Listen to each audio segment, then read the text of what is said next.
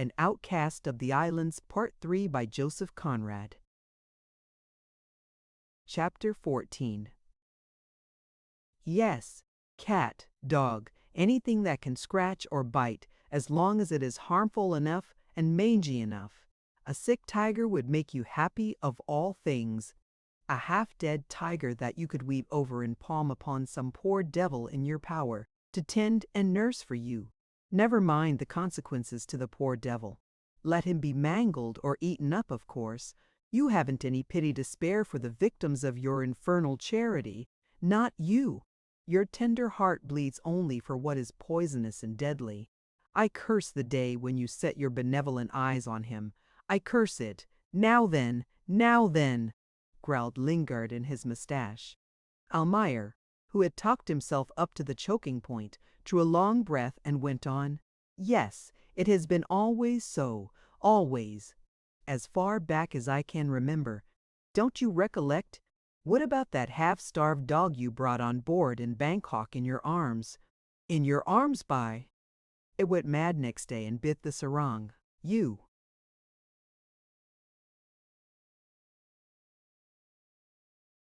Don't mean to say you have forgotten the best sarong you ever had. You said so yourself while you were helping us to lash him down to the chain cable just before he died in his fits. Now, didn't you? 2 wives and ever so many children the man left. That was your doing. And when you went out of your way and risked your ship to rescue some Chinamen from a waterlogged chunk in Formosa Straits, that was also a clever piece of business. Wasn't it? Those damned Chinamen rose on you before 48 hours. They were cutthroats, those poor fishermen. You knew they were cutthroats before you made up your mind to run down on a lee shore in a gale of wind to save them. A mad trick. If they hadn't been scoundrels, hopeless scoundrels, you would not have put your ship in jeopardy for them. I know. You would not have risked the lives of your crew, that crew you loved so, and your own life. Wasn't that foolish? And besides, you were not honest. Suppose you had been drowned. I would have been in a pretty mess then, left alone here with that adopted daughter of yours. Your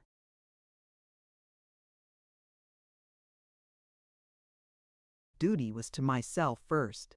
I married that girl because you promised to make my fortune. You know you did.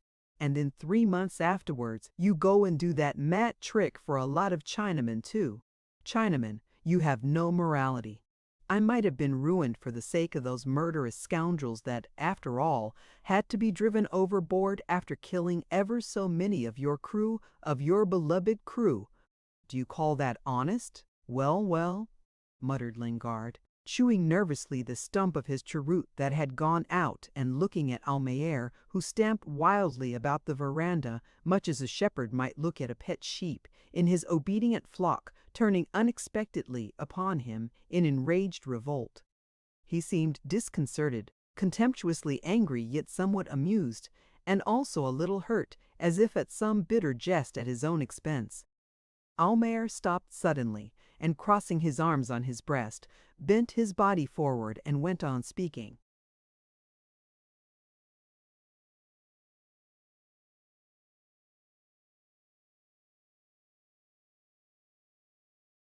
I might have been left then in an awkward hole all on account of your absurd disregard for your safety, yet I bore no grudge. I knew your weaknesses, but now when I think of it, now we are ruined, my poor little Nina, ruined. He slapped his thighs smartly, walked with small steps this way and that, seized a chair, planted it with a bang before Lingard, and sat down staring at the old seaman with haggard eyes. Lingard, returning his stare steadily, dived slowly into various pockets, fished out at last a box of matches and proceeded to light his cheroot carefully, rolling it round and round between his lips without taking his gaze for a moment off the distressed Almayer. Then from behind a cloud of tobacco smoke he said calmly, "If you had been in trouble as often as I have, my boy, you wouldn't carry on so. I have been ruined more than once. Well, here I am."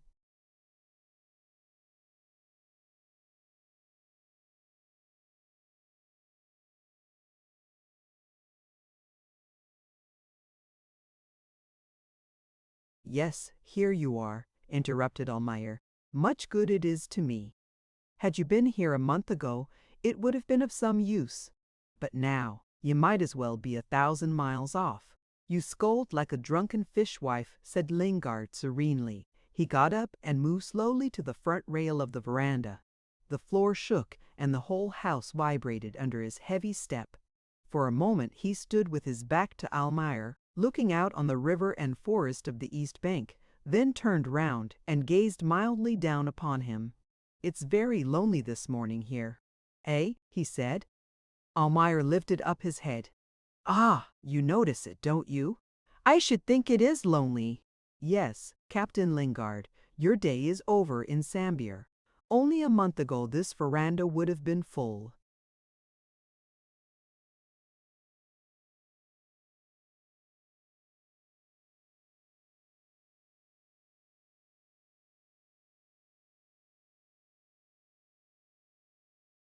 Of people coming to greet you. Fellows would be coming up those steps, grinning and salaaming to you and to me. But our day is over. And not by my fault either. You can't say that.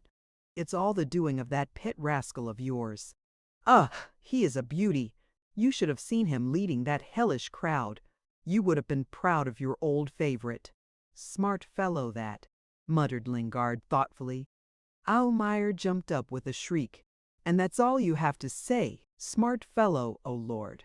Don't make a show of yourself. Sit down. Let's talk quietly. I want to know all about it. So he led. He was the soul of the whole thing.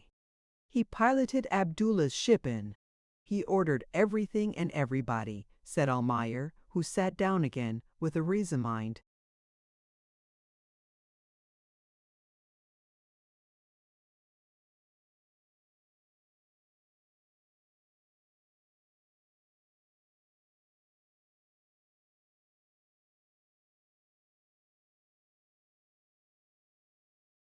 Air. When did it happen exactly? On the 16th I heard the first rumors of Abdullah's ship being in the river, a thing I refused to believe at first. Next day I could not doubt any more. There was a great council held openly in Lakamba's place, where almost everybody in Sambir attended. On the 18th the Lord of the Isles was anchored in Sambir Reach abreast of my house. Let's see. 6 weeks today exactly. And all that happened like this? All of a sudden. You never heard anything, no warning, nothing. Never had an idea that something was up? Come, Almayer. Heard. Yes, I used to hear something every day. Mostly lies. Is there anything else in Sambir? You might not have believed them, observed Lingard. In fact, you ought not to have believed everything that was told to you, as if you had been a green hand on his first voyage. Almayer moved in his chair uneasily. That scoundrel came here one day, he said. He had been away from the house for a couple of months living with that woman. I only heard about him now and then, from Patalolo's people when they came over. Well, one day, about noon, he appeared in this courtyard, as if he had been jerked up from hell where he belongs. Lingard took his churu out and, with his mouth full of white smoke that oozed out through his parted lips, listened, attentive. After a short pause, Almayer went on, looking at the floor moodily. I must say he looked awful. Had a bad bout of the ague probably, the left.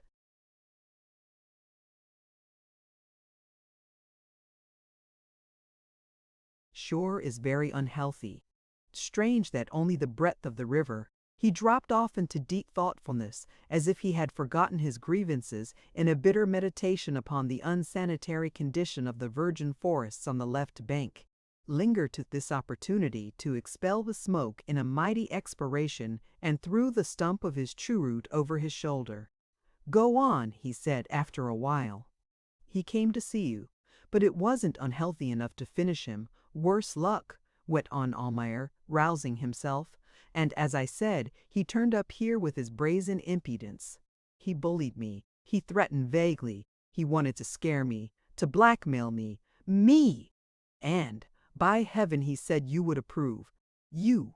Can you conceive such impudence? I couldn't exactly make out what he was driving at. Had I known, I would have approved him. Yes, with a bang on the head.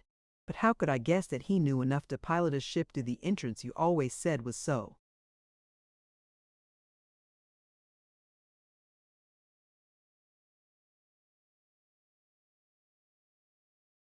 difficult? And, after all, that was the only danger. I could deal with anybody here, but when Abdullah came, that bark of his is armed. He carries 12 brass 6-pounders and about 30 men. Desperate beggars. Sumatra men from Delhi and Achin. Fight all day and ask for more in the evening. That kind. I know, said Lingard impatiently. Of course then, they were cheeky as much as you please after he anchored abreast of our jetty. Willems brought her up himself in the best berth. I could see him from this veranda standing forward, together with the half-caste master, and that woman was there too. Close to him, I heard they took her on board off Lakamba's place. Willem said he would not go higher without her. Stormed and raged. Frightened them, I believe. Abdullah had to interfere. She came off alone in a canoe, and no sooner on deck than she fell at his feet, before all hands, embraced his knees, wept, raved, begged his pardon. Why? I wonder. Everybody in Sambir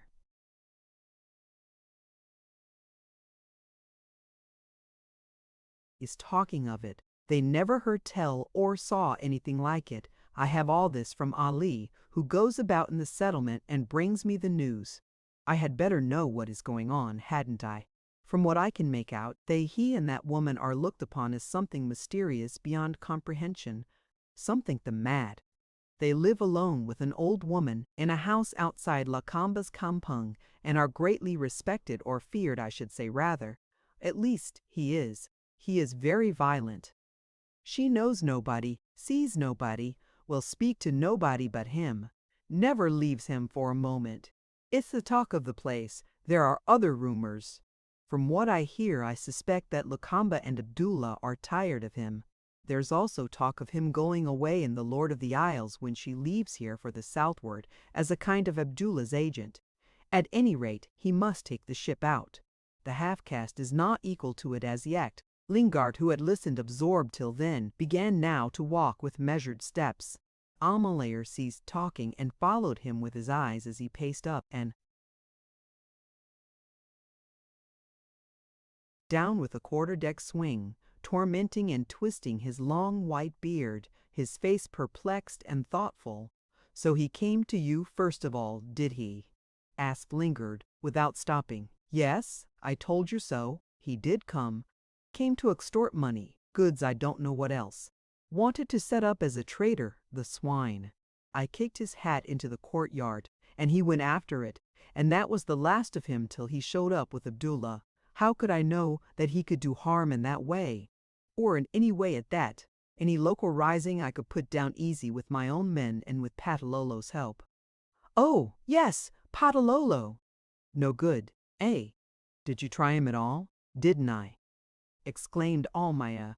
"I went to see him myself on the 12th. That was 4 days before Abdullah entered the river. In fact, same day Willems tried to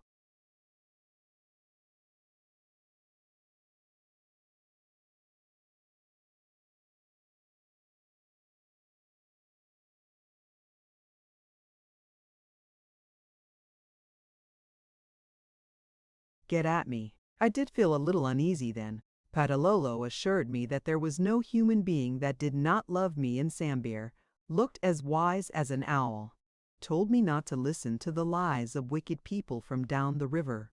He was alluding to that man Bulangi, who lives up the sea reach, and who had sent me word that a strange ship was anchored outside, which, of course, I repeated to Patalolo. He would not believe. Kept on mumbling no, no, no, like an old parrot, his head all of the tremble, all beslobbered with betel nut juice. I thought there was something queer about him. Seemed so restless, and as if in a hurry to get rid of me. Well, next day that one-eyed malefactor who lives with Lakamba, what's his name, Babalachi, put in an appearance here. Came about midday, casually like, and stood there on this veranda, chatting about one thing and another, asking when I expected you, and so on. Then, incidentally, he mentioned that his master and himself, were very much bothered by a ferocious white man, my friend, who was hanging about that woman, Omar's daughter. Asked my advice.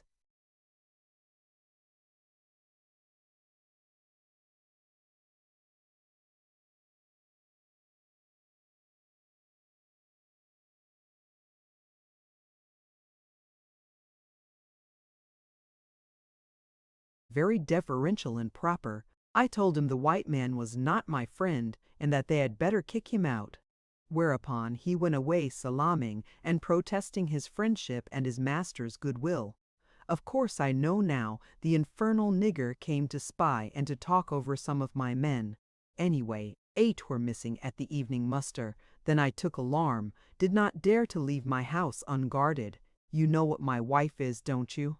And I did not care to take the child with me, it being late, so I sent a message to Patalolo to say that we ought to consult, that there were rumors and uneasiness in the settlement. Do you know what answer I got? Lingard stopped short in his walk before Almayer, who went on after an impressive pause with growing animation. All brought it. The Raja sends a friend's greeting and does not understand the message. That was all. Not a word more could Ali get out of him. I could see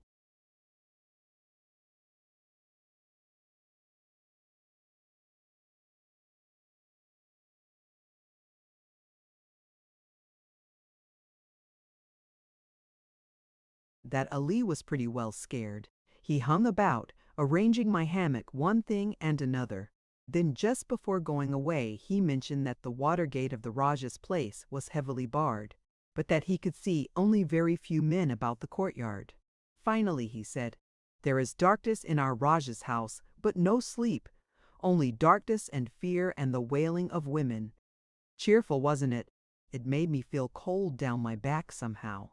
After Ollie slipped away, I stood here by this table and listened to the shouting and drumming in the settlement. Racket enough for 20 weddings. It was a little past midnight then. Again Omer stopped in his narrative with an abrupt shutting of lips, as if he had said all that there was to tell, and Lingard stood staring at him, pensive and silent. A big bluebottle fly flew in recklessly into the cool veranda and darted with loud buzzing between the two men. Lingard struck at it with his hat. The fly swerved, and Almayer dodged his head out of the way. Then Lingard aimed another ineffectual blow. Almayer jumped up and waved his arms about. The fly.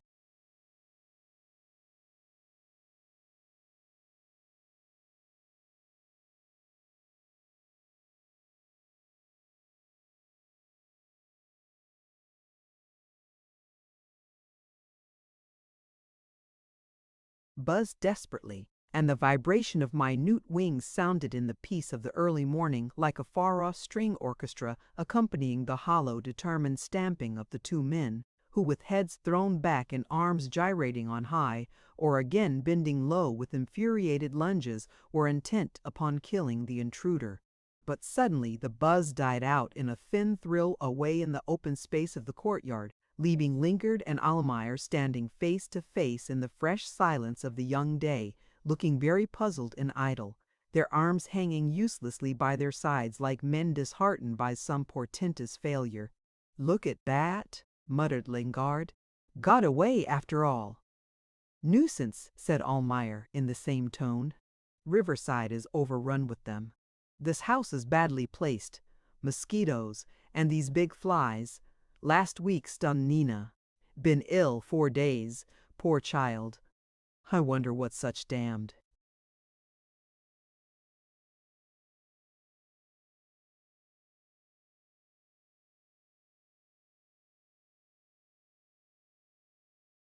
Things are made for.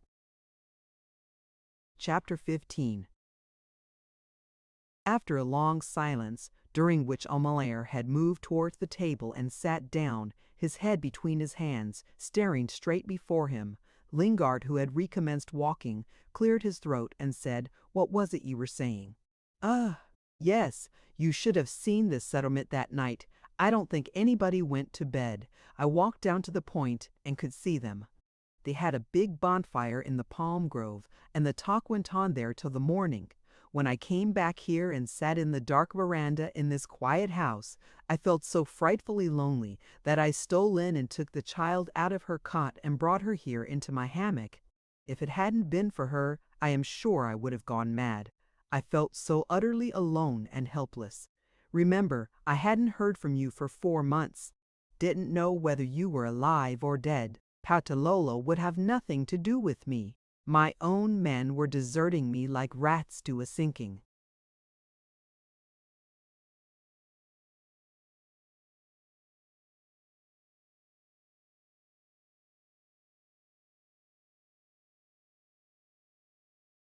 Hoke. That was a black night for me, Captain Lingard. A black night as I sat here not knowing what would happen next. They were so excited and rowdy that I really feared they would come and burn the house over my head. I went and brought my revolver, laid it loaded on the table. There were such awful yells now and then. Luckily the child slept through it, and seeing her so pretty and peaceful steadied me somehow. Couldn't believe there was any violence in this world, looking at her lying so quiet and so unconscious of what went on. But it was very hard. Everything was at an end. You must understand that on that night there was no government in Sambir, nothing to restrain those fellows. Patalolo had collapsed. I was abandoned by my own people, and all that lot could vent their spite on me if they wanted. They know no gratitude. How many times haven't I saved this settlement from starvation? Absolute starvation. Only 3 months ago I distributed again a lot of rice on credit. There was nothing to eat in this infernal place. They came begging on their knees.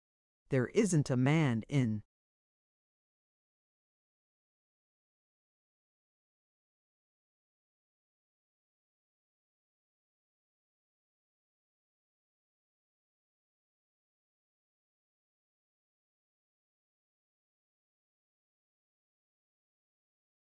Sambir, big or little, who is not in debt to Lingard & Co. Not one. You ought to be satisfied. You always said that was the right policy for us. Well, I carried it out. Ah! Captain Lingard, a policy like that should be backed by loaded rifles. You had them, exclaimed Lingard in the midst of his promenade that went on more rapid as Almayer talked, the headlong tramp of a man hurrying on to do something violent. The veranda was full of dust, oppressive and choking, which rose under the old seaman's feet and made Almayer cough again and again. Yes, I had 20, and not a finger to pull a trigger. It's easy to talk, he spluttered, his face very red. Lingard dropped into a chair and leaned back with one hand stretched out at length upon the table, the other thrown over the back of his seat. The dust settled, and the sun surging above the forest flooded the veranda with a clear light. Almayer got up and busied himself in lowering the split rattan screens that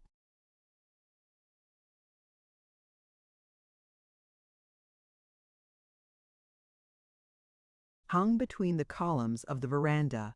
Phew, said Lingard, it will be a hot day. That's right, my boy, keep the sun out. We don't want to be roasted alive here.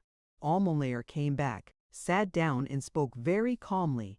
In the morning, I went across to see Patalolo. I took the child with me, of course. I found the water gate barred and had to walk round through the bushes. Patalolo received me lying on the floor in the dark, all the shutters closed. I could get nothing out of him but lamentations and groans. He said you must be dead. That Lakamba was coming now with Abdullah's guns to kill everybody. Said he did not mind being killed, as he was an old man, but that the wish of his heart was to make a pilgrimage. He was tired of men's ingratitude. He had no heirs. He wanted to go to Mecca and die there. He would ask Abdullah to let him go. Then he abused Lakamba between sobs and you a little. You.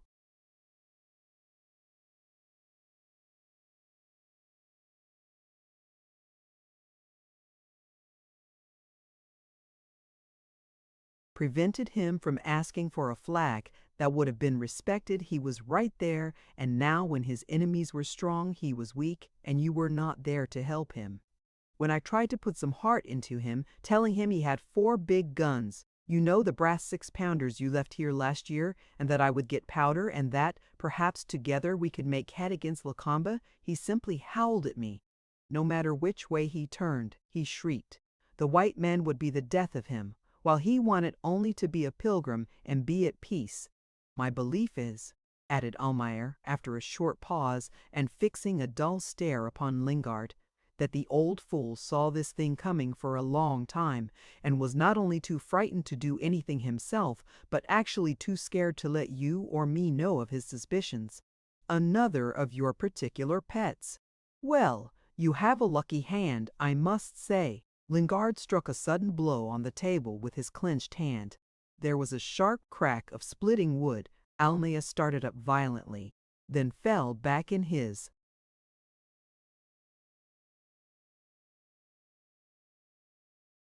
chair and looked at the table. There, he said moodily, you don't know your own strength. This table is completely ruined. The only table I had been able to save for my wife. By and by I will have to eat squatting on the floor like a native. Lingard laughed heartily. Well then, don't nag at me like a woman at a drunken husband. He became very serious after a while, and added, if it hadn't been for the loss of the flash, I would have been here 3 months ago, and all would have been well. No use crying over that.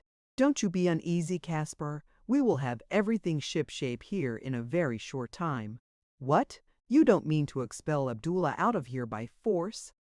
I tell you, you can't. Not I, exclaimed Lingard. That's all over, I am afraid. Great pity, they will.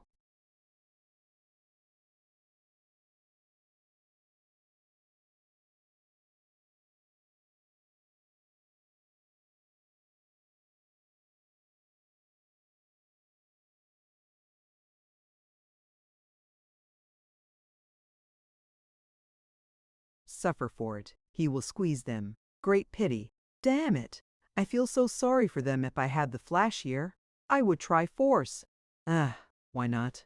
However, the poor flash is gone, and there's an end of it. Poor old hooker. Hey, Almayer, you made a voyage or 2 with me. Wasn't she a sweet craft? Could make her do anything but talk. She was better than a wife to me. Never scolded. Hey, and to think that it should come to this, that I should leave her poor old bones sticking on a reef as though I had been a damned fool of a southern-going man who must have half a mile of water under his keel to be safe. Well, well, it's only those who do nothing that make no mistakes, I suppose, but it's hard, hard. He nodded sadly, with his eyes on the ground. Almayer looked at him with growing indignation. Upon my word, you are heartless, he burst out. Perfectly heartless and selfish. It does not seem to strike you in all that in losing your ship by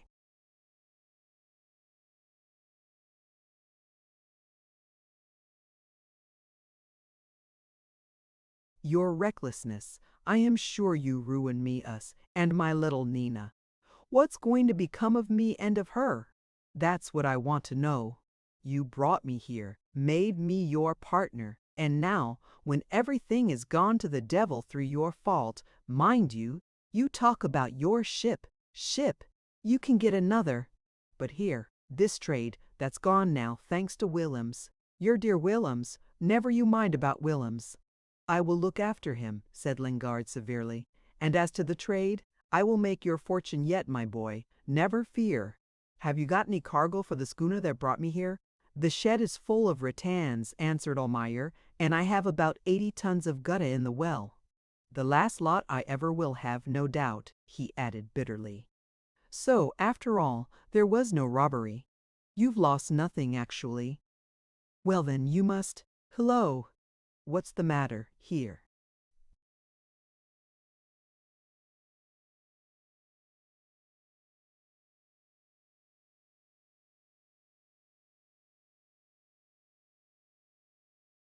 Robbery! No! Screamed Almayer, throwing up his hands. He fell back in the chair and his face became purple. A little white foam appeared on his lips and trickled down his chin while he lay back, showing the whites of his upturned eyes. When he came to himself, he saw Lingard standing over him, with an empty water chatty in his hand. "You had a fit of some kind," said the old seaman with much concern. "What is it?" "You did give me a fright, so very sudden." Almayer, his hair all wet and stuck to his head as if he had been diving, sat up and gasped, "Outrage! A fiendish outrage!" Lingard put the chatty on the table and looked at him in attentive silence. Almayer passed his hand over his forehead and went on in an unsteady tone.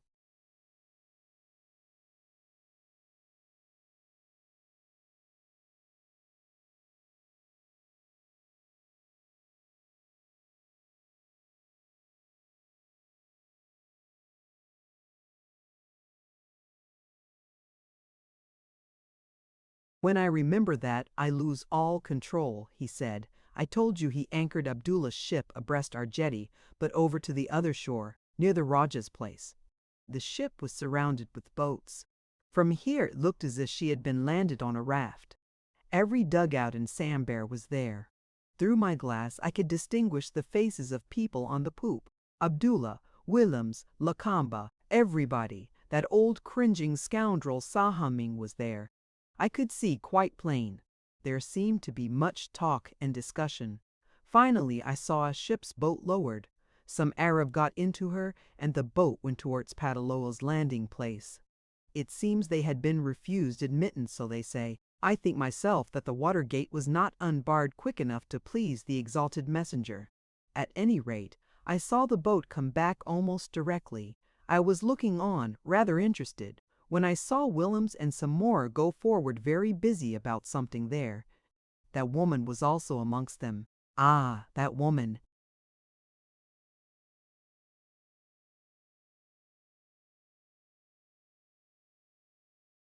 Almayer choked and seemed on the point of having a relapse, but by a violent effort regained a comparative composure. All of a sudden, he continued, bang! They fired a shot into Patalolo's gate, and before I had time to catch my breath I was startled. You may believe they sent another and burst the gate open. Whereupon, I suppose, they thought they had done enough for a while, and probably felt hungry, for a feast began aft. Abdullah sat amongst them like an idol, cross-legged, his hands on his lap. He's too great altogether to eat when others do, but he presided, you see. Willems kept on dodging about forward, aloof from the crowd, and looking at my house through the ship's long glass. I could not resist it. I shook my fist at him. "Just so," said Lingard gravely. "That was the thing to do, of course. If you can't fight a man, the best thing is to exasperate him." Almayer waved his hand in a superior manner and continued unmoved. "You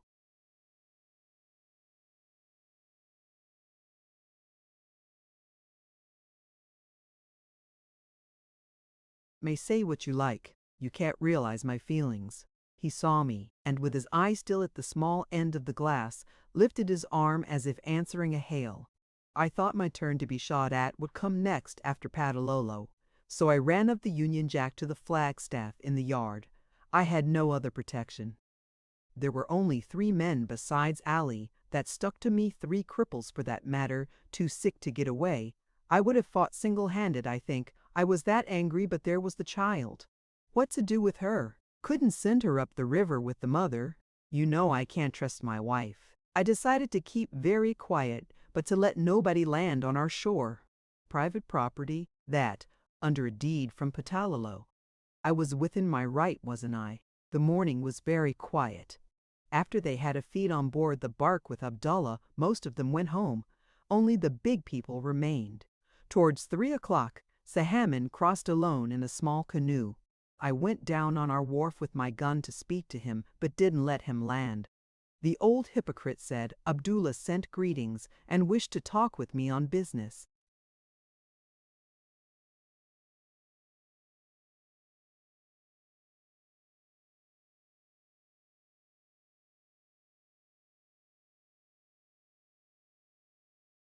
Would I come on board? I said no, I would not.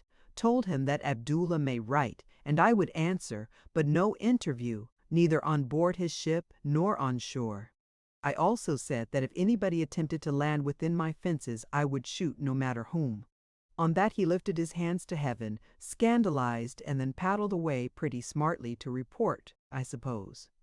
An hour or so afterwards, I saw Willems land a boat party at the Rajas. It was very quiet. Not a shot was fired, and there was hardly any shouting. They tumbled those brass guns you presented to Patalolo last year down the bank into the river. It's deep there, close to. The channel runs that way, you know. About 5, Willems went back on board, and I saw him join Abdullah by the wheel aft. He talked a lot, swinging his arms about, seemed to explain things, pointed at my house, then down the reach. Finally, just before sunset, they hove upon the cable and dredged the ship down nearly half a mile to the junction of the two branches of the river where she is now, as you might have seen. Lingard nodded. That evening, after dark, I was informed Abdullah landed for the first time in Sambir. He was entertained in Sahamin's house. I sent Ali to the settlement for news. He returned about 9 and reported that Patalolo was sitting on Abdullah's left hand before Sahamin's fire. There was a great council. Ali seemed to think that Patalolo was a prisoner, but he was wrong there. They did the trick very neatly. Before midnight everything was arranged as I can make out. Patalolo went back to his demolished stockade, escorted by a dozen boats with torches. It appears he begged Abdullah to let him have a passage in the Lord of the Isles to Penang. From there he would go to Mecca. The firing business was alluded to as a mistake. No doubt it was in the sense. Patalolo never meant resisting. So he is going as soon as the ship is ready for sea. He went on board next day with 3 women and half a dozen fellows as old as himself. By Abdullah's orders, he was received with a salute of 7 guns, and he has been living on board ever.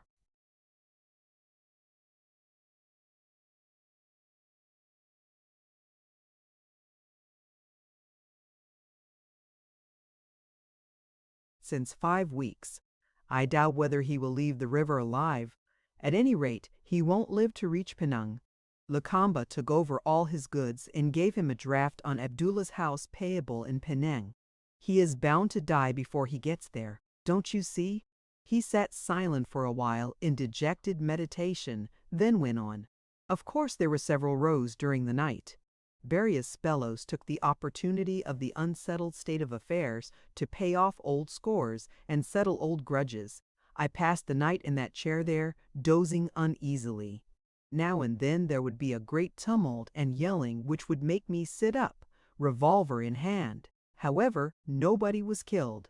A few broken heads, that's all. Early in the morning, Willems caused them to make a fresh move which I must say surprised me not a little. As soon as there was daylight, they busied themselves in setting up a flagpole on the space at the other end of the settlement where Abdullah is.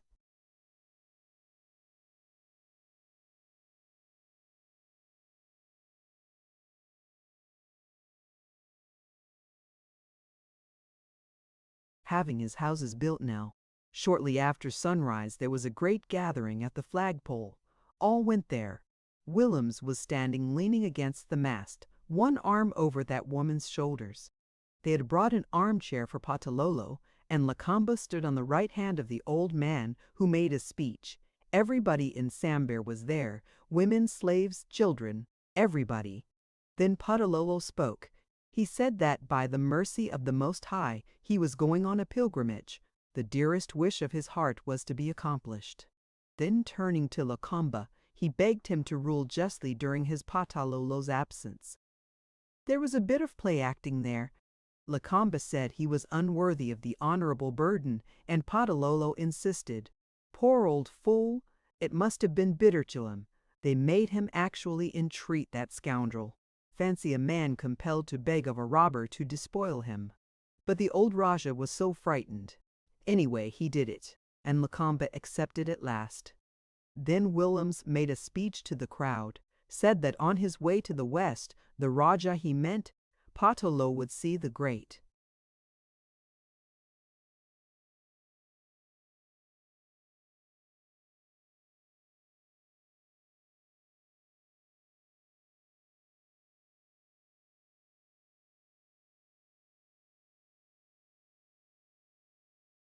white ruler in Batavia, and obtain his protection for Sambir.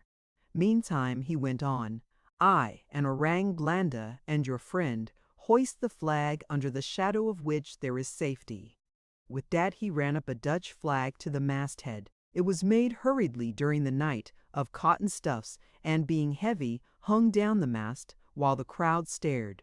Ali told me there was a great sigh of surprise, but not a word was spoken till Lakamba advanced and proclaimed in a loud voice that during all that day everyone passing by the flagstaff must uncover his head and salaam before the emblem.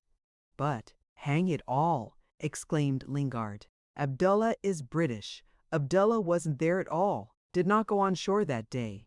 Yet Ali, who has his wits about him, noticed that the space where the crowd stood was under the guns of the Lord of the Isles. They had put a core warp ashore and gave the bark a cant in the current so as to bring the broadside to bear on the flagstaff.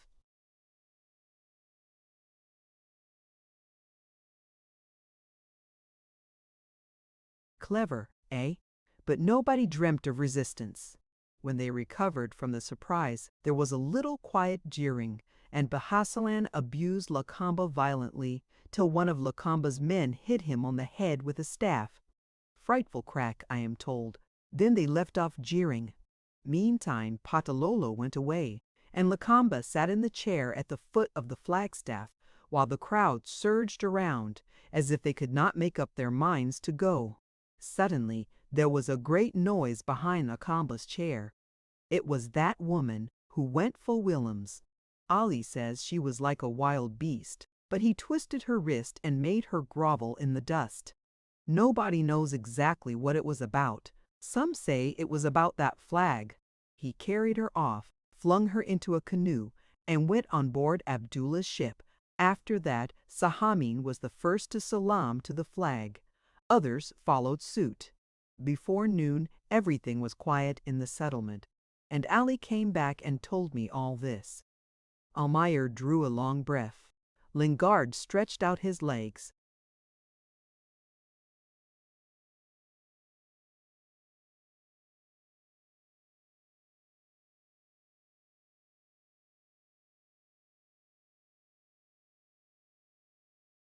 Go on, he said. Almayer seemed to struggle with himself. At last he spluttered out, the hardest is to tell yet, the most unheard of thing, an outrage, a fiendish outrage.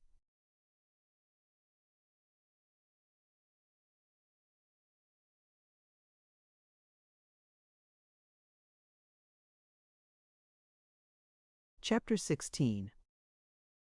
Well, let's know all about it. I can't imagine, began Lingard after waiting for some time in silence.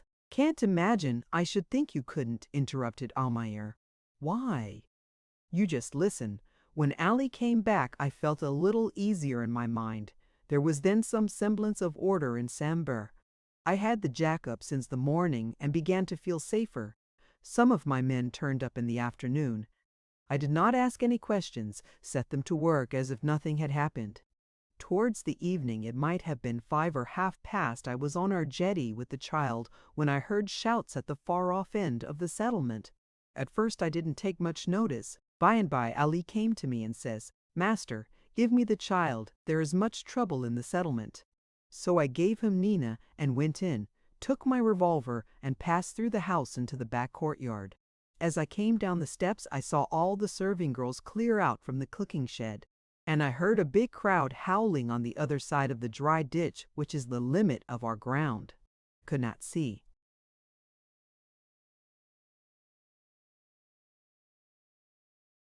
them on account of the fringe of bushes along the ditch, but I knew that crowd was angry and after somebody. As I stood wondering, that Jiming, you know the Chinaman who settled here a couple of years ago? He was my passenger. I brought him here, exclaimed Lingard. A first-class Chinaman that. Did you? I have forgotten. Well, that Jim-ing, he burst through the bush and fell into my arms, so to speak. He told me, panting, that they were after him because he wouldn't take off his hat to the flag. He was not so much scared, but he was very angry and indignant. Of course he had to run for it. There were some 50 men after him. Lakamba's friends, but he was full of fight. Said he was an Englishman and would not take off his hat to any flag but English. I tried to soothe him while the crowd was shouting on the other side of the ditch. I told him he must take one of my canoes and cross the river, stop on the other side for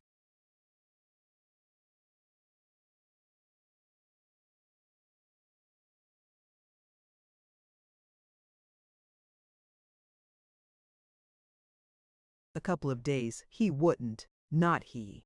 He was English and he would fight the whole lot, says he. They are only black fellows. We white men, meaning me and himself, can fight everybody in Sambir. He was mad with passion. The crowd quieted a little, and I thought I could shelter Jim Ing without much risk, when all of a sudden I heard Willem's voice.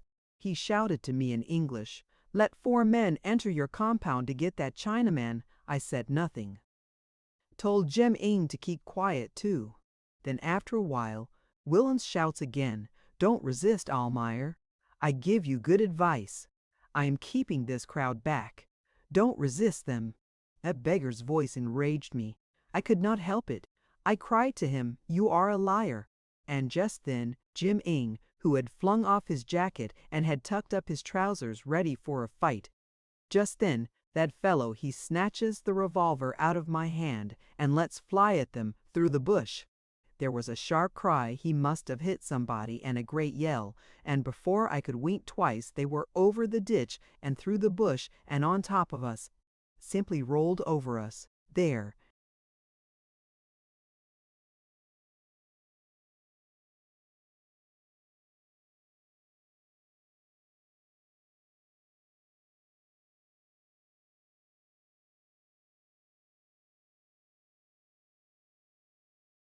Wasn't the slightest chance to resist. I was trampled underfoot. Jim Ing got a dozen gashes about his body, and we were carried halfway up the yard in the first rush. My eyes and mouth were full of dust. I was on my back with 3 or 4 fellows sitting on me. I could hear Jim Ing trying to shout not very far from me. Now and then they would throttle him, and he would gurgle. I could hardly breathe myself with 2 heavy fellows on my chest. Willems came up running and ordered them to raise me up, but to keep good hold. They led me into the veranda. I looked round, but did not see either Ali or the child. Felt easier. Struggled a little. Oh, my God! Almayer's face was distorted with a passing spasm of rage. Lingard moved in his chair slightly. Almayer went on after a short pause. They held me, shouting threats in my face. Willems took down my hammock and threw it to them. He pulled out the drawer of this table and found there a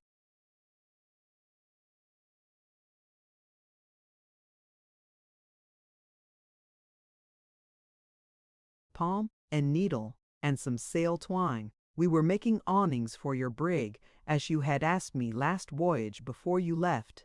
He knew, of course, where to look for what he wanted. By his orders, they laid me out on the floor, wrapped me in my hammock, and he started to stitch me in, as if I had been a corpse, beginning at the feet. While he worked, he laughed wickedly. I called him all the names I could think of. He told them to put their dirty paws over my mouth and nose. I was nearly choked. Whenever I moved, they punched me in the ribs. He went on taking fresh needlefuls as he wanted them, and working steadily, sewed me up to my throat. Then he rose, saying, "That will do. Let go." That woman had been standing by. They must have been reconciled. She clapped her hands. I lay on the floor like a bale of goods while he stared at me, and the woman shrieked with delight. Like a bale of goods. There was a grin on every face, and the veranda was full of them. I wished myself dead. 'Pon my word, Captain Lingard, I did. I do now whenever I think of it. Lingard's face expressed sympathetic indignation. Almayer dropped his head upon his arms on the table and spoke in that position in an indistinct and muffled voice, without looking up. Finally, by his directions, they flung me into the big rocking chair. I was sewed in so tight that I was stiff like a piece of wood. He was giving orders in a very loud voice, and that man Babalatchi saw that they were executed. They obeyed him implicitly. Meantime, I lay there in the chair like a log, and that woman capered before me and made faces, snapped her fingers before my nose. Women are bad, ain't they? I never saw her before, as far as I know. Never done anything to her. Yet she was perfectly fiendish. Can you understand it? Now and then she would leave me alone to hang round his neck for a while, and then she would return before my chair and begin her exercises again. He looked on, indulgent. The perspiration ran down my face, got into my eyes, my arms were sewn in. I was blinded half the time. At times I could see better. She drags him before my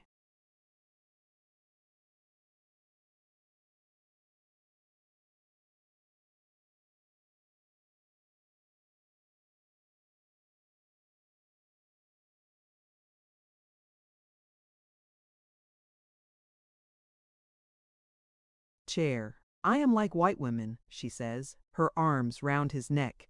You should have seen the faces of the fellows in the veranda. They were scandalized and ashamed of themselves to see her behavior. Suddenly she asks him, alluding to me, "When are you going to kill him?" Imagine how I felt. I must have swooned. I don't remember exactly. I fancy there was a row. He was angry. When I got my wits again, he was sitting close to me, and she was gone. I understood he sent her to my wife, who was hiding in the back room and never came out during this affair. Willem says to me, I fancy I can hear his voice, hoarse and dull. He says to me, "Not a hair of your head shall be touched." I made no sound. Then he goes on, "Please remark that the flag you have hoisted, which, by the by, is not yours, has been respected. Tell Captain Lingard so when you do see him. But, he says, you first fired at the crowd. You are a liar, you blackguard." I shouted. He winced, I am sure. It hurt him to see I was not frightened. Anyways, he says, a shot had been fired out of your compound and a man was hit. Still, all your property shall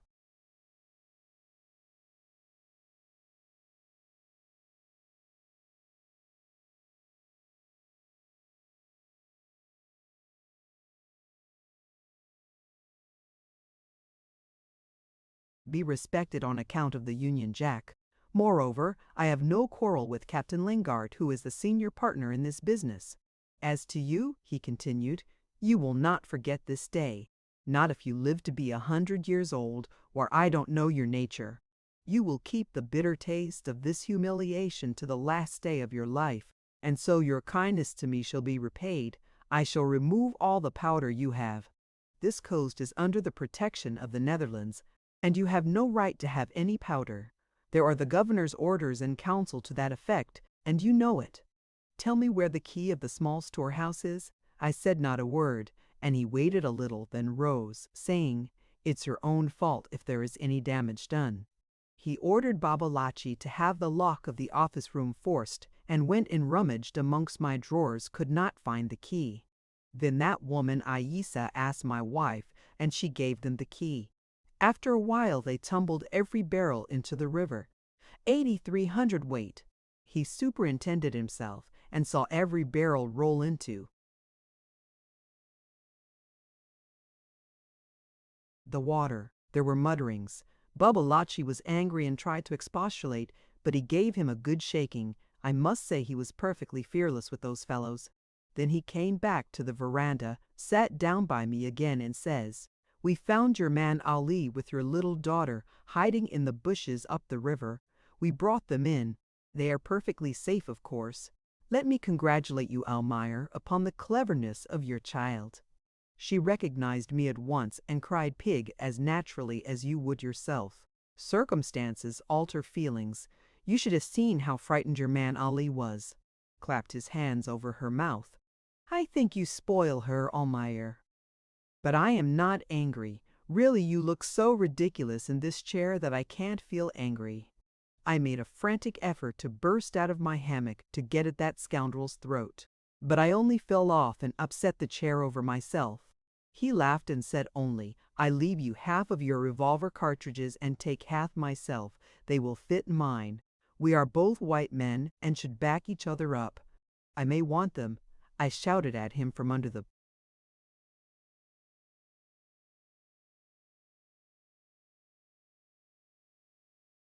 chair, you are a thief. But he never looked and went away, one hand round that woman's waist, the other on Babalachi's shoulder, to whom he was talking, laying down the law about something or other.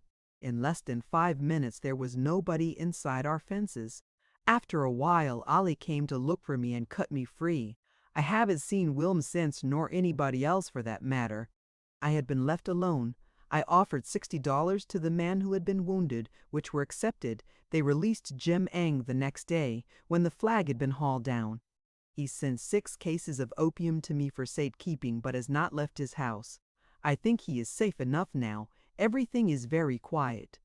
Towards the end of his narrative, Almayer lifted his head off the table and now sat back in his chair and stared at the bamboo rafters of the roof above him.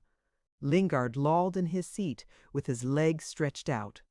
In the peaceful gloom of the veranda, with its lowered screens, they heard faint noises from the world outside in the blazing sunshine, a hail on the river, the answer from the shore.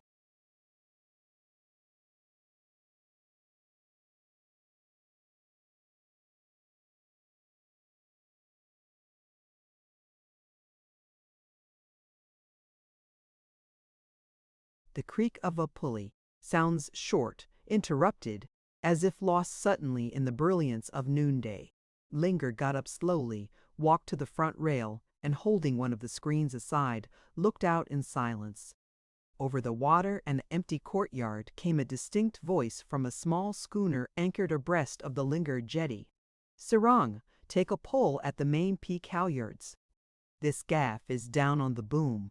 There was a shrill pipe dying in long-drawn cadence, the song of the men swinging on the rope. The voice said sharply, "That will do."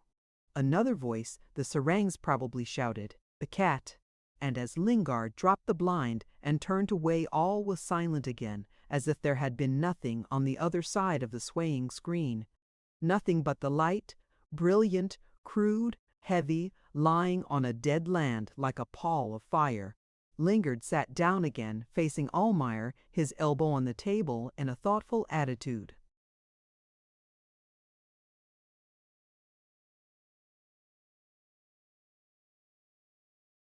"Nice little schooner," muttered Almayer wearily. "Did you buy her?" "No," answered Lingard. "After I lost the Flash, we got to Palembang in our boats. I chartered her there for 6 months. From young Ford, you know. Belongs to him. He wanted a spell ashore, so I took charge myself. Of course, all Ford's people on board. Strangers to me. I had to go to Singapore about the insurance. Then I went to Macassar, of course. Had long passages. No wind. It was like a curse on me. I had lots of trouble with old Hudig. That delayed me much." "Ah, Hudig. Why with Hudig?" asked Almayer in a perfunctory manner. "Oh, about a woman," mumbled Lingard. Almayer looked at him with languid surprise. The old seaman had twisted his white beard into a point, and now was busy giving his moustaches a fierce curl.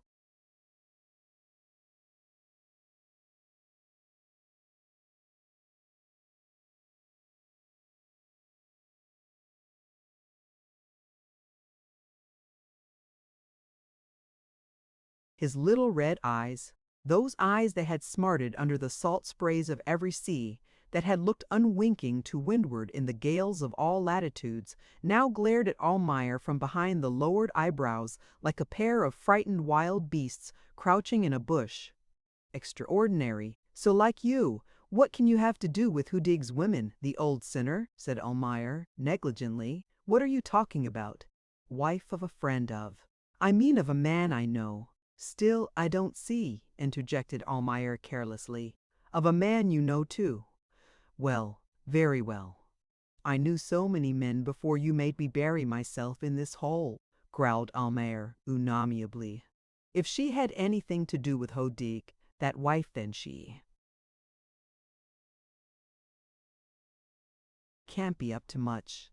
I would be sorry for the man," added Almayer, brightening up with the recollection of the scandalous tittle at the past, when he was a young man in the second capital of the islands, and so well informed, so well informed. He laughed. Lingard's frown deepened. Don't talk foolish, it's Willem's wife. Almayer grasped the sides of his seat, his eyes and mouth opened wide. What? Why? He exclaimed, bewildered. Willem's wife, repeated Lingard distinctly. You ain't deaf, are you? The wife of Willem's, just so. As to why, there was a promise, and I did not know what had happened here. What is it? You've been giving her money, I bet, cried Almayer. Well, no, said Lingard, deliberately, although I suppose I shall have to. Almayer groaned. The fact is, went on Lingard, speaking slowly and steadily, the fact is that I have brought her here, to Samber. In heaven's name, why? Shouted Almayer, jumping up. The chair tilted and fell slowly over. He raised his clasped hands above his head and brought them down jerkily, separating his fingers with an effort as if tearing them apart. Lingard nodded quickly several times. I have. Awkward, hey, he said with a puzzled look upwards. Upon my word, said Almayer tearfully, I can't understand you at all. What will you do next? Willem's wife. Wife and child. Small boy, you know. They are on board the schooner. Almayer looked at Lingard with sudden suspicion, then turning away busied himself in picking up the chair, sat down in it, turning his back upon the old seaman, and tried to whistle, but gave it up directly. Lingard went on. Fact is, the fellow got into trouble with Hudig. Worked upon my feelings. I promised to arrange matters. I did. With much trouble. Hudig was angry with her for wishing to join her husband. Unprincipled old fellow. You know she is his daughter. Well, I said I would see her through it all right. Help Willem's to a fresh start, and so on. I spoke to Craig in Palembang. He is getting on in years and wanted a manager or partner. I promised to guarantee Willem's good behavior. We settled all that. Craig is an old crony of mine. Been shipmates in the 40s. He's waiting for him now. A pretty mess. What do you think? Almayer shrugged his shoulders.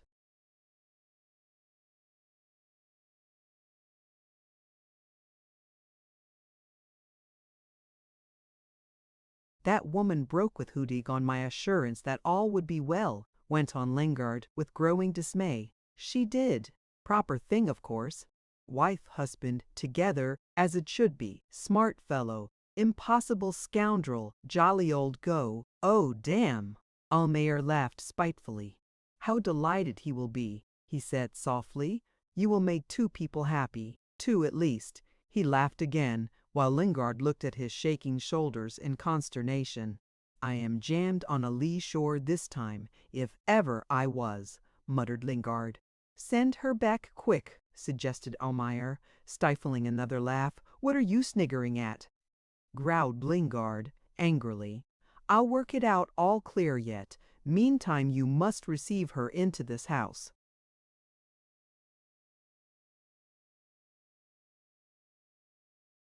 My house, cried Almayer, turning round. It's mine too a little, isn't it? Said Lingard. Don't argue, he shouted as Almayer opened his mouth.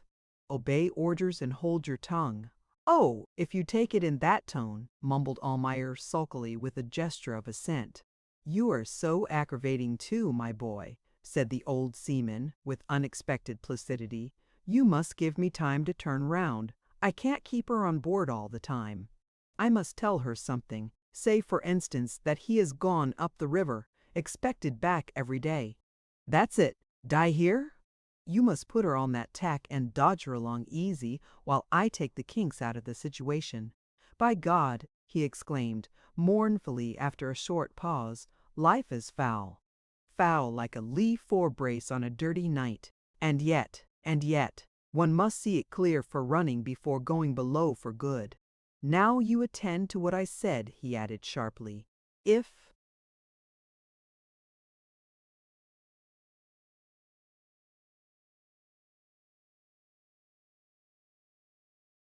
you don't want to quarrel with me, my boy.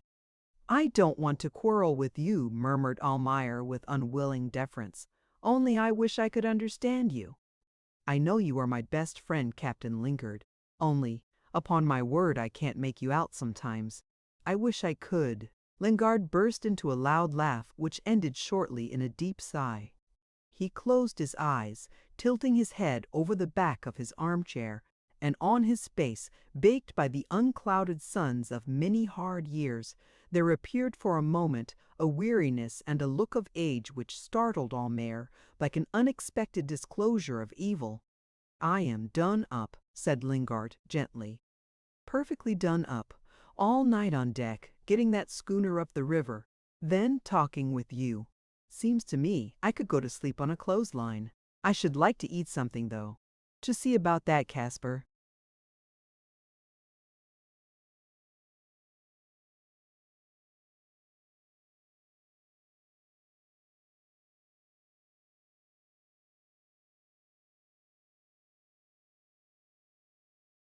Almayer clapped his hands, and receiving no response was going to call, when in the central passage of the house, behind the red curtain of the doorway opening upon the veranda, they heard a child's imperious voice speaking shrilly.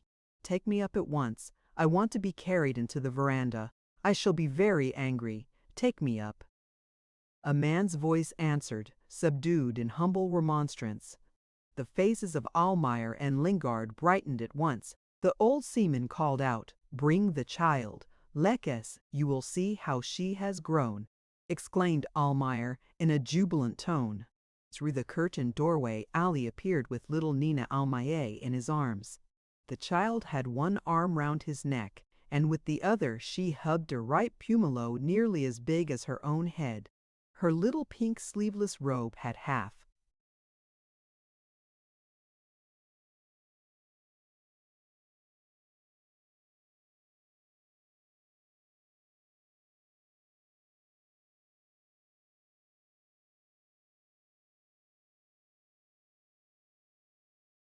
slipped off her shoulders, but the long black hair that framed her olive face, in which the big black eyes looked out in childish solemnity, fell in luxuriant profusion over her shoulders, all round her and over Ali's arms, like a close meshed and delicate net of silken threads. Lingard got up to meet Ali, and as soon as she caught sight of the old seaman, she dropped the fruit and put out both her hands with a cry of delight. He took her from the Malay, and she laid hold of his mustaches with an affectionate goodwill that brought unaccustomed tears into his little red eyes. "Not so hard, little one, not so hard," he murmured, pressing with an enormous hand that covered it entirely, the child's head to his face. "Pick up my pumelo, O Raja of the sea," she said, speaking in a high-pitched, clear voice with great volubility. "There, under the table. I want it quick. Quick, you have been away fighting with many men. Ali says so. You are a mighty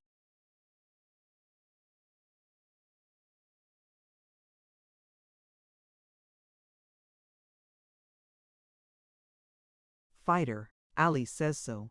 On the great sea far away, away, away." She waved her hand, staring with dreamy vacancy, while Lingard looked at her and, squatting down, groped under the table after the pumelo. "Where does she get those notions?" said Lingard, getting up cautiously, to Almayer, who had been giving orders to Ali. "She is always with the men. Many a time I've found her with her fingers in their rice dish of an evening. She does not care for her mother, though I am glad to say, how pretty she is, and so sharp. My very image." Lingard had put the child on the table, and both men stood looking at her with radiant faces. "A perfect little woman," whispered Lingard.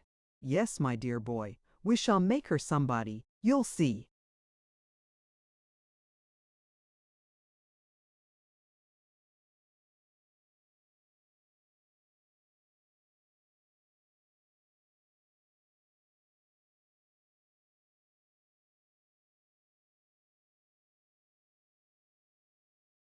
"Very little chance of that now," remarked Almayer sadly. "You do not know," exclaimed Lingard, taking up the child again and beginning to walk up and down the veranda. I have my plans, I have listened. And he began to explain to the interested Almayer his plans for the future. He would interview Abdullah and Lakamba. There must be some understanding with those fellows, now they had the upper hand. Here he interrupted himself to swear freely, while the child, who had been diligently fumbling about his neck, had found his whistle and blew a loud blast now and then close to his ear, which made him wince and laugh as he put her hands down, scolding her lovingly. Yes, that would be easily settled. He was a man to be reckoned with yet. Nobody knew that better than Almater. Very well. Then he must patiently try and keep some little trade together. It would be all right. But the great thing, and here Lingard spoke lower, bringing himself to a sudden standstill before the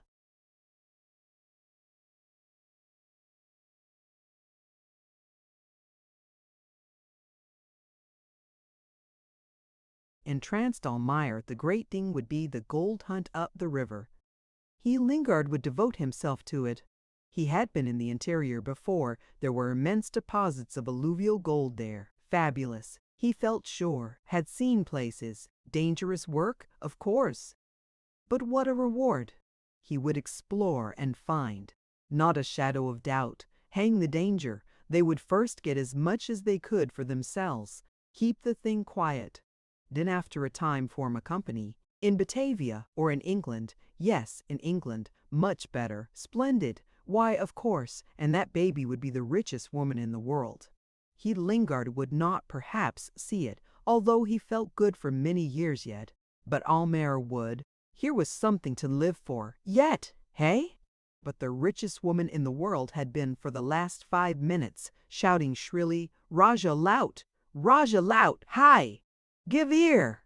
While the old seaman had been speaking louder, unconsciously, to make his deep bass heard above the impatient clamor. He stopped now and said tenderly,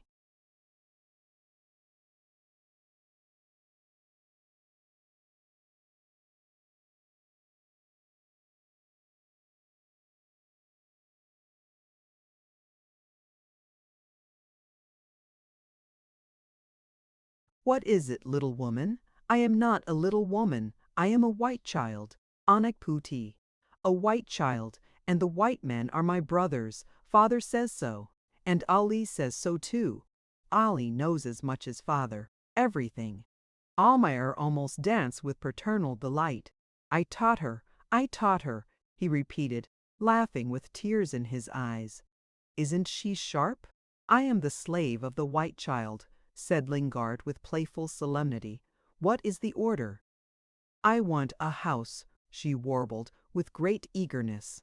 "I want a house, and another house on the roof, and another on the roof high, high, like the places where they dwell my brothers in the land where the sun sleeps."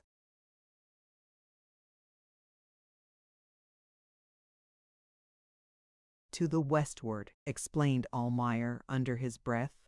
"She remembers everything. She wants you to build a house of cards. You did, last time you were here."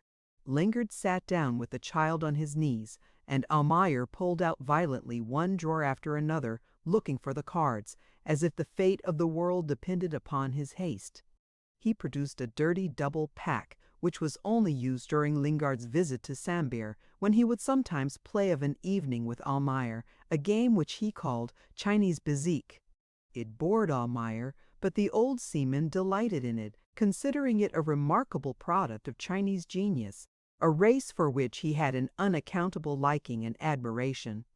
"Now we will get on, my little pearl," he said, putting together with extreme precaution 2 cards that looked absurdly flimsy between his big fingers. Little.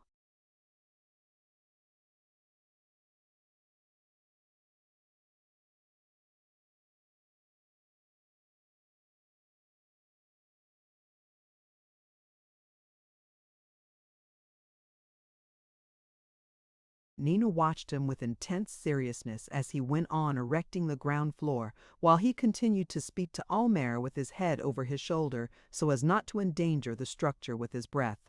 "I know what I am talking about. Been in California in '49? Not that I made much.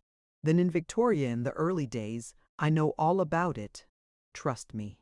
Moreover, a blind man could, "Be quiet, little sister, or you will knock this affair down." "My hand pretty steady yet." "Hey, Caspar, now, delight of my heart, we shall put a third house on the top of these two. Keep very quiet. As I was saying, you got only to stoop and gather handfuls of gold, dust, there. Now here we are, 3 houses on top of one another, grand." He leaned back in his chair, one hand on the child's head, which he smoothed mechanically, and gesticulated with the other, speaking to Almayer. Once on the spot, there would be only the trouble to pick up the stuff. Then,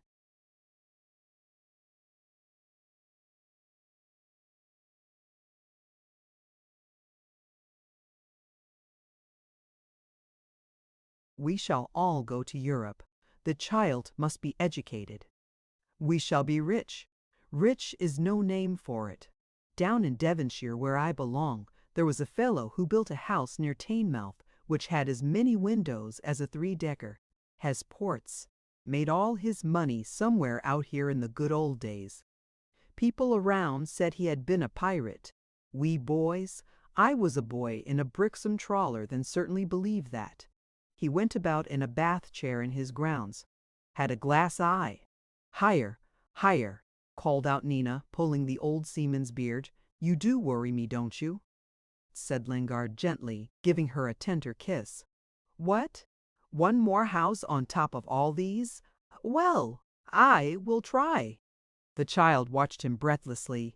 When the difficult feat was accomplished, she clapped her hands, looked on steadily, and after a while gave a great sigh of content.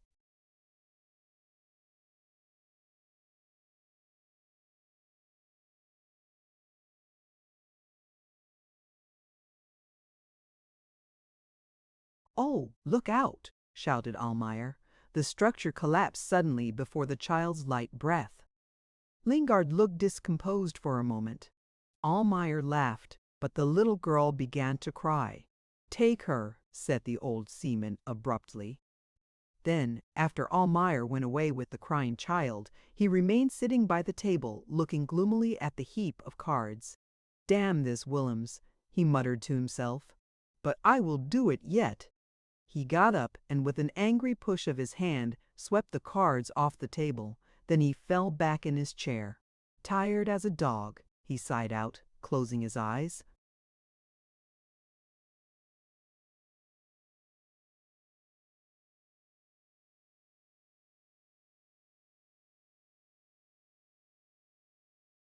Chapter 17. Consciously or unconsciously, men are proud of their firmness, steadfastness of purpose, directness of aim. They go straight towards their desire, to the accomplishment of virtue, sometimes of crime, in an uplifting persuasion of their firmness.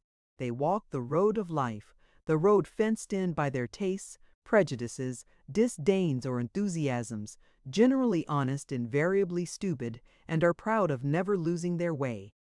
If they do stop, it is to look for a moment over the hedges that make them safe, to look at the misty valleys, at the distant peaks, at cliffs and morasses, at the dark forest and the hazy plains where other human beings grope their days painfully away, stumbling over the bones of the wise, over the unburied remains of their predecessors who died alone, in gloom or in sunshine, halfway from anywhere.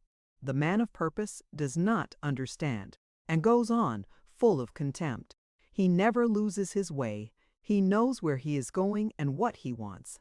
Traveling on, he achieves great length without any breadth, and battered, besmirched, and weary, he touches the goal at last. He grasps the bill.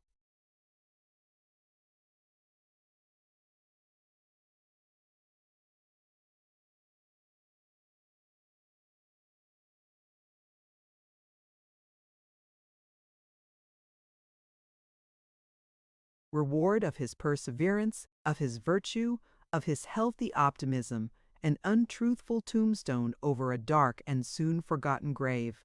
Lingard had never hesitated in his life. Why should he? He had been a most successful trader, and a man lucky in his fights, skillful in navigation, undeniably first in seamanship in those seas. He knew it. Had he not heard the voice of common consent? The voice of the world that respected him so much. The whole world to him, for to us the limits of the universe are strictly defined by those we know. There is nothing for us outside the babble of praise and blame on familiar lips, and beyond our last acquaintance there lies only a vast chaos. A chaos of laughter and tears which concerns us not, laughter and tears unpleasant, wicked, morbid, contemptible because heard imperfectly by ears rebellious to strange sounds. To Lingard, simple himself, all things were simple. He seldom read, books were not.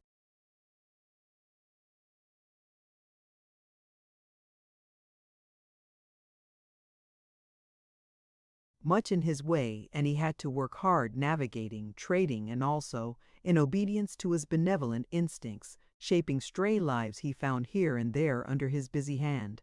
He remembered the Sunday school teachings of his native village and the discourses of the black-coated gentlemen connected with the mission to fisherman An whose yawl-rigged boat darting through rain squalls amongst the coasters wind-bound in Falmouth Bay was part of those precious pictures of his youthful days that lingered in his memory. As clever a sky pilot as you could wish to see, he would say with conviction, and the best man to handle a boat in any weather I ever did meet. Such were the agencies that had roughly shaped his young soul before he went away to see the world in a southern-going ship before he went, ignorant and happy, heavy of hand, pure in heart, profane in speech, to give himself up to the great sea that took his life and gave him his fortune. When thinking of his rise in the world, commander of ships, then ship owner, then a man of much capital, respected wherever he went, lingered in a word, the Rajah Laut, he was amazed and awed by his fate that seemed to his ill-informed mind the most wondrous known in the annals of men. His experience appeared to him immense and conclusive, teaching him the lesson of the simplicity of life. In life as in seamanship, there were only two ways of doing a thing, the right way and the wrong way. Common sense and experience taught a man the way that was right. The other was for lubbers and fools, and led, in seamanship, to loss of spars and sails or shipwreck. In life, to loss of money and consideration or to an unlucky knock on the head. He did not consider it his duty to be angry with rascals. He was only angry with things he could not understand, but for the weaknesses of humanity he could find a contemptuous tolerance. It being manifest that he was wise and lucky otherwise, how could he have been as successful in life as he had been? He had an inclination to set right the lives of other people, just as he could hardly refrain in defiance of nautical etiquette from interfering with his chief officer when the crew was sending up a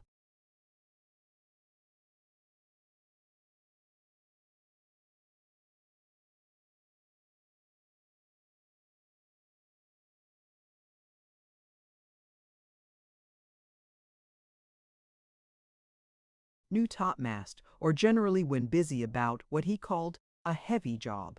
He was meddlesome with perfect modesty. If he knew a thing or two, there was no merit in it. "Hard knocks taught me wisdom, my boy," he used to say, "and you had better take the advice of a man who has been a fool in his time. Have another." And my boy, as a rule, took the cold drink, the advice, and the consequent help which Lingard felt himself bound in honor to give, so as to back up his opinion like an honest man. Captain Tom went sailing from island to island, appearing unexpectedly in various localities, beaming, noisy, anecdotal, commendatory or comminatory, but always welcome. It was only since his return to Sambir that the old seaman had for the first time known doubt and unhappiness, the loss of the Flash, planted firmly and forever on a ledge of rock at the north end of Gaspar Straits in the uncertain light of a cloudy morning shook him considerably, and the amazing news which he heard on his arrival in Sambir were not made to soothe his feelings. A good many years. Eagle, prompted by his love of adventure, he, with infinite trouble, had found out and surveyed for his own benefit only the entrances to that river where he had heard through native report a new settlement of Malays was forming. No doubt he thought at the time mostly of personal gain, but, received with hearty friendliness by Pataloli, he soon came to like the ruler and the people, offered his counsel and his help, and knowing nothing of Arcadia, he dreamed of Arcadian happiness for that little corner of the world which he loved to think all his own. His deep-seated and immovable conviction that only he, Lingard, knew what was good for them, was characteristic of him, and after all, not so very far wrong. You see, we could make them happy, his trade brought prosperity to the young state, and the fear of his heavy hand secured its internal peace for many years. He looked proudly upon his work. With every passing year, he loved more the land, the people, the muddy river that, if he could help it, would carry no other craft but the flash on its unclean and friendly surface. As he slowly warped his vessel upstream, he would scan with knowing looks the riverside clearings and pronounce solemn judgment upon the prospects of the season's rice crop. He knew every settler on the banks between the sea and Sambir. He knew their wives, their children. He knew every individual of the multicolored groups that, standing on the flimsy platforms of tiny reed dwellings built over the water, waved their hands and shouted shrilly, "Oh, Kapalair, hi!" while the flash swept slowly through the populated reach, to enter the lonely stretches of sparkling brown water bordered by the dense and silent forest, whose big trees nodded their outspread boughs gently in the faint, warm breeze, as if in sign of tender but melancholy welcome. He loved it all, the landscape of brown gulls and brilliant emeralds under the dome of hot sapphire, the whispering big trees, the loquacious nipa palms that rattled their leaves volubly in the night breeze, as if in haste to tell him all the secrets of the great forest behind them. He loved the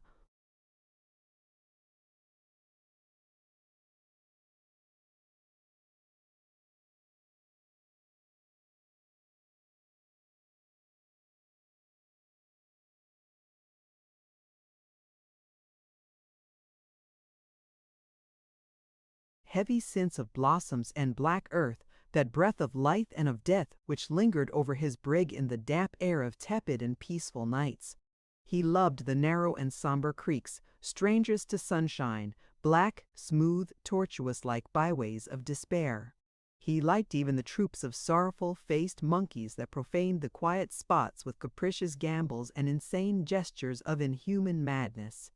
He loved everything there, animated or inanimated, the very mud of the riverside, the very alligators, enormous and stolid, basking on it with impertinent unconcern. Their size was a source of pride to him.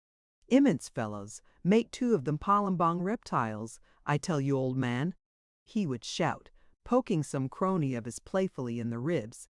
"I tell you, big as you are, they could swallow you in one gulp, hat, boots, and all. Magnificent beggars, wouldn't you like to see them? Wouldn't you? Ha, ha, ha!"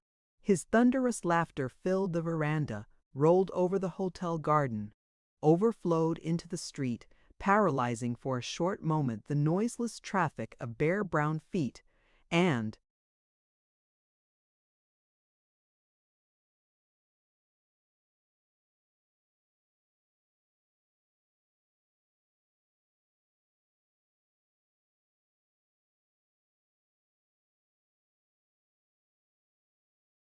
its loud reverberations would even startle the landlord's tame bird as shameless men into a momentary propriety of behavior under the nearest chair. In the big billiard room, perspiring men in thin cotton singlets would stop the game, listen, cue in hand for a while through the open windows, then nod their moist faces at each other sagaciously and whisper, "The old fellow is talking about his river." His river, the whispers of curious men, the mystery of the thing, were to Lingard a source of never-ending delight. The common talk of ignorance exaggerated the profits of his queer monopoly, and, although strictly truthful in general, he liked, on that matter, to mislead speculation still further, by boasts full of cold relitory. His river. By it he was not only rich, he was interesting. This secret of his, which made him different to the other traders of those seas, gave intimate satisfaction to that desire for singularity which he shared with the rest of mankind, without being aware of its presence within his breast. It was the thought. Greater part of his happiness, but he only knew it after its loss, so unforeseen, so sudden and so cruel. After his conversation with Almayer, he went on board the schooner, sent Joanna on shore, and shut himself up in his cabin, feeling very unwell. He made the most of his indisposition to Almayer, who came to visit him twice a day. It was an excuse for doing nothing just yet. He wanted to think. He was very angry with himself, with Willems. Angry at what Willems had done, and also angry at what he had left undone. The scoundrel was not complete. The conception was perfect, but the execution unaccountably fell short. Why? He ought to have cut Almayer's throat and burnt the place to ashes, then cleared out. Got out of his way. Of him, Lingard. Yet he didn't. Was it impudence, contempt, or what? He felt hurt at the implied disrespect of his power, and the incomplete rascality of the proceeding disturbed him exceedingly. There was something short, something wanting, something that would have given him a free hand in the work of retribution. The obvious, the right thing to do, was to shoot Willems. Yet how could he? Had the fellow resisted, showed fight, or ran away, had he shown any consciousness of harm done, it would have been more possible, more natural. But no. The fellow actually had sent him a message, wanted to see him. What for? The thing could not be explained. An unexampled, cold-blooded treachery, awful, incomprehensible. Why did he do it? Why?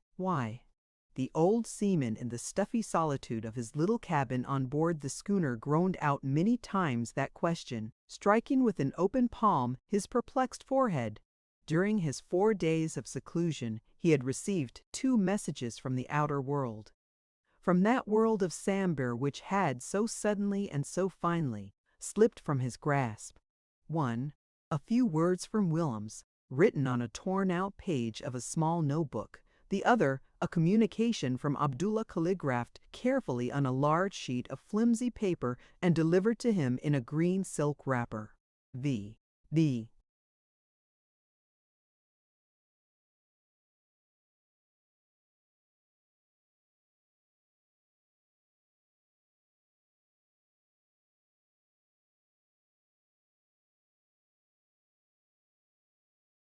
First he could not understand. It said, "Come and see me. I am not afraid. Are you?"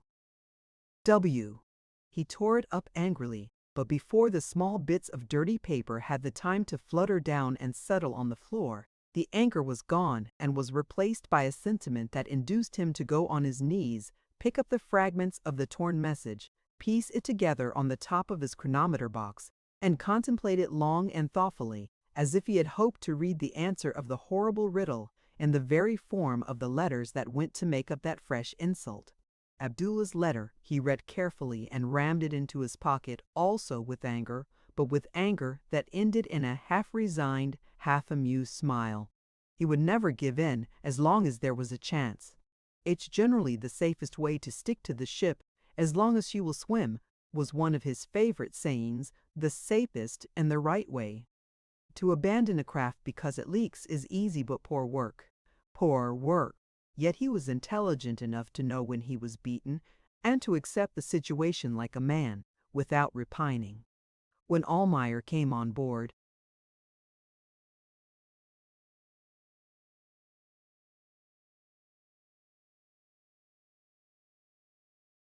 that afternoon, he handed him the letter without comment. Almayer read it, returned it in silence, and leaning over the taffrail, the 2 men were on deck, looked down for some time at the play of the eddies round the schooner's rudder. At last he said without looking up, "That's a decent enough letter. Abdullah gives him up to you.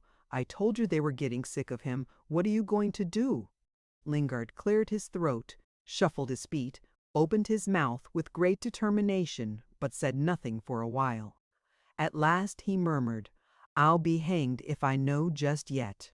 I wish you would do something soon. What's the hurry? Interrupted Lingard. He can't get away. As it stands, he is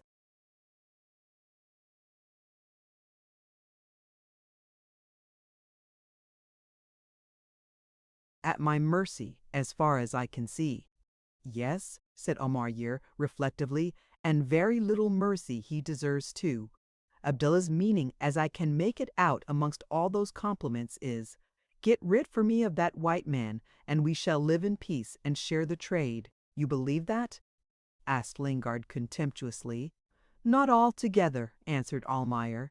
No doubt we will share the trade for a time till he can grab the lot. Well, what are you going to do? He looked up as he spoke and was surprised to see Lingard's discomposed face. You ain't well. Pain anywhere?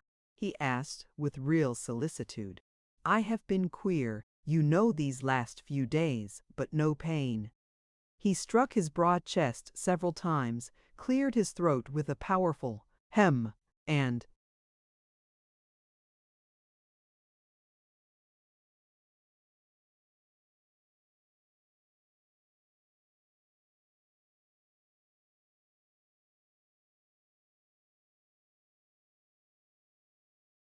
repeated, no, no pain.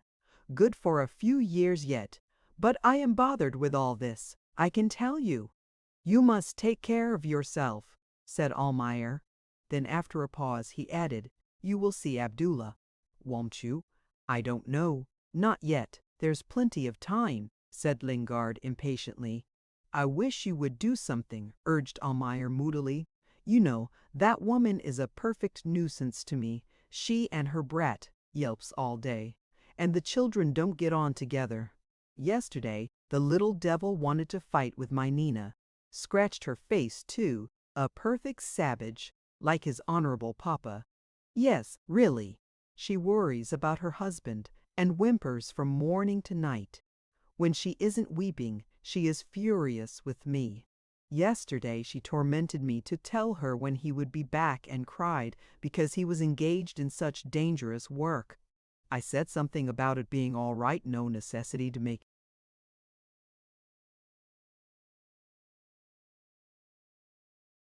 fool of herself when she turned upon me like a wild cat, called me a brute, selfish, heartless, raved about her beloved Peter risking his life for my benefit while I did not care. Said I took advantage of his generous good nature to get him to do dangerous work, my work, that he was worth 20 of the likes of me, that she would tell you open your eyes as to the kind of man I was, and so on. That's what I've got to put up with for your sake. You really might consider me a little. I haven't robbed anybody, went on Almayer with an attempt at bitter irony, or sold my best friend, but still you ought to have some pity on me. It's like living in a hot fever. She is out of her wits. You make my house a refuge for scoundrels and lunatics. It isn't fair. 'Pon my word, it isn't. When she is in her tantrums, she is ridiculously ugly and screeches so it sets my teeth on edge. Thank God! My wife got a fit of the sulks and cleared out of the house. Lives in a riverside hut since that affair, you know. But this Willem's wife by herself is almost more than I can bear. And I ask myself, why should I? You are exacting.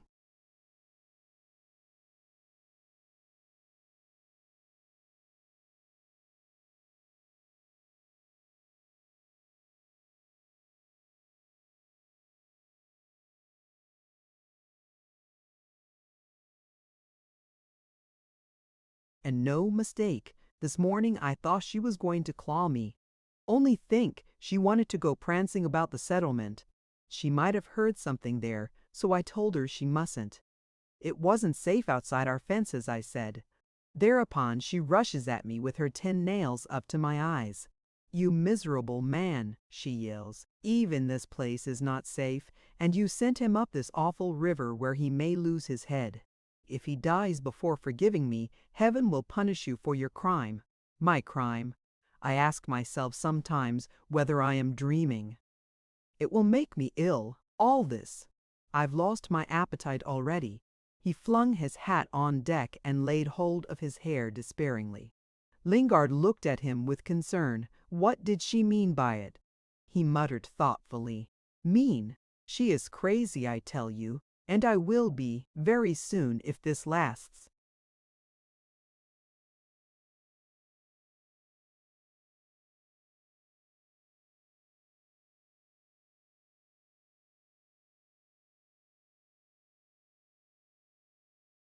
Just a little patience, Casper, pleaded Lingard. A day or so more. Relieved or tired by his violent outburst, Almayer calmed down, picked up his hat and, leaning against the bulwark, commenced to fan himself with it. Days do pass, he said resignedly, but that kind of thing makes a man old before his time. What is there to think about? I can't imagine. Abdullah says plainly that if you undertake to pilot his ship out and instruct the half-caste, he will drop Willems like a hot potato and be your friend ever after. I believe him perfectly. As to Willems, it's so natural. As to being your friend, it's a lie, of course, but we need not bother about that just yet. You just say yes to Abdullah, and then whatever happens to Willems will be nobody's business. He interrupted himself and remained silent for a while, glaring about with set teeth and dilated nostrils.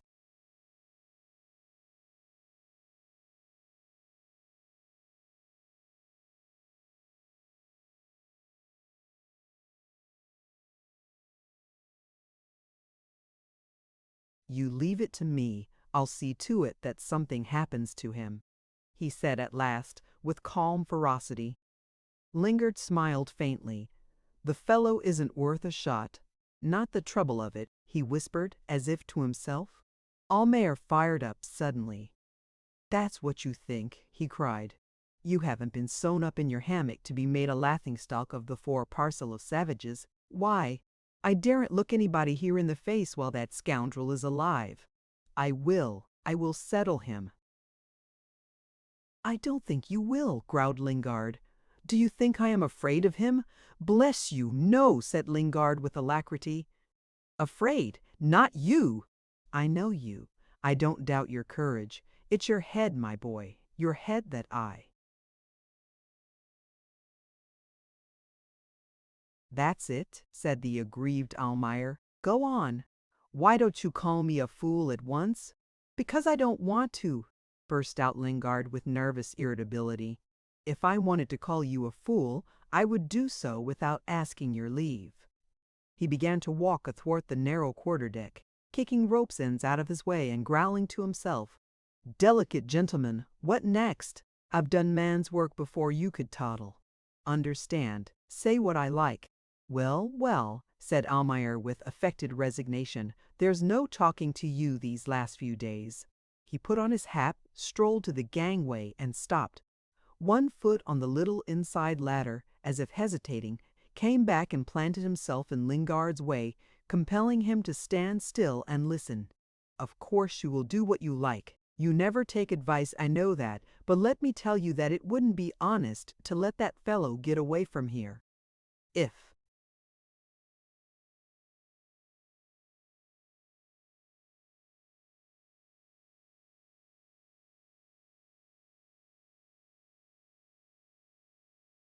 You do nothing, that scoundrel will leave in Abdullah's ship for sure. Abdullah will make use of him to hurt you and others elsewhere. Willems knows too much about your affairs. He will cause you lots of trouble. You mark my words, lots of trouble. To you and to others, perhaps. Think of that, Captain Lingard. That's all I've got to say.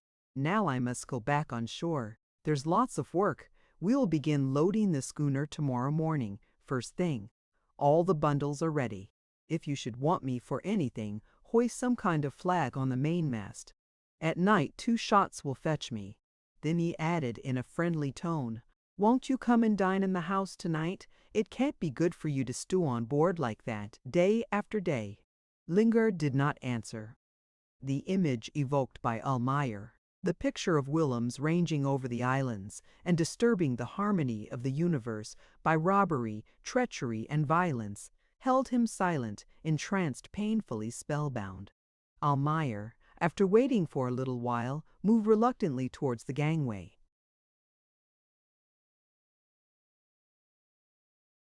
lingered there, then sighed and got over the side, going down step by step. His head disappeared slowly below the rail. Lingard, who had been staring at him absently, started suddenly, ran to the side, and looking over, called out, "Hey, Caspar, hold on a bit." Almayer signed to his boatman to cease paddling and turned his head towards the schooner. The boat drifted back slowly abreast of Lingard, nearly alongside. "Look here," said Lingard, looking down. "I won a good canoe with 4 men today." "Do you want it now?" asked Almayer. "No. Catch this rope." "Oh, you clumsy devil."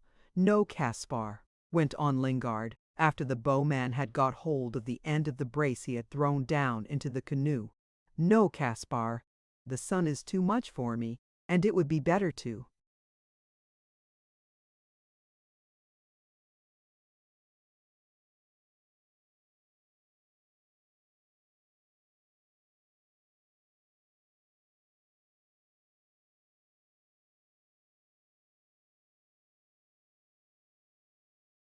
Keep my affairs quiet too.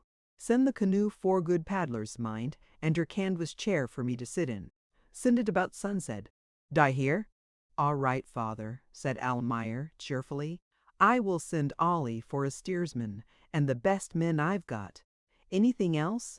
"No, my lad, only don't let them be late." "I suppose it's no use asking you where you are going," said Almayer tentatively.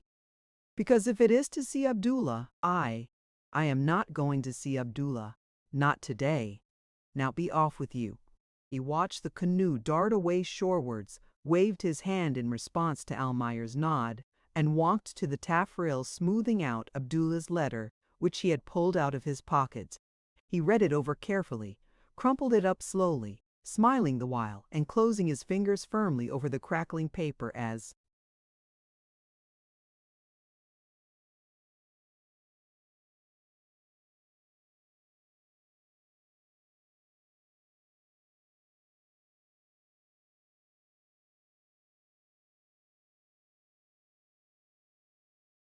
though he had hold there of Abdullah's throat.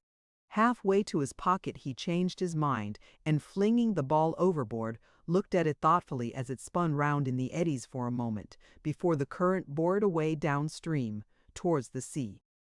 Part 4.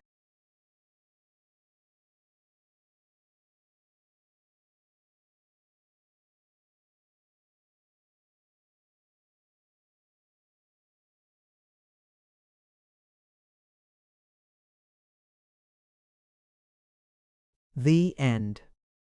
Thank you for listening to this story. I hope you enjoyed the journey, the characters, and the world they carried with them.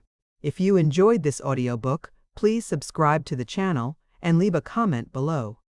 Your support helps keep these stories alive and allows more timeless books to be shared with listeners around the world. Until next time, thank you for listening.